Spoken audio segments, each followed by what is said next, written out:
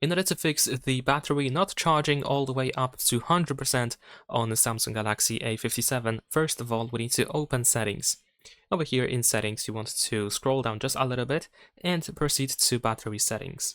Here, we should be able to go to the battery protection, and the reason why your battery might not be able to exceed 80%, 85, 90, or 95% is because of the maximum battery protection enabled over here. Of course, you can adjust the limit over here all the way to 95% if you want to, but if you don't want to have this limit at all, you can switch to basic battery protection, for example.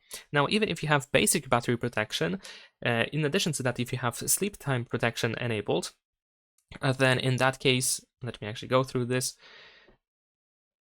There we go. In addition to that, the battery might be also stuck at 80% if, for example, the phone thinks that you are asleep right now and you are supposed, or the battery is supposed to be limited to 80%. Of course, the phone uses the time in order to then start charging from 80 to 100%, but of course, this can be slightly messed up in some cases. So if you have that trouble with this option enabled, if the battery is limited to 80% every time, even if you have the basic battery protection, then of course you want to make sure that this option is disabled.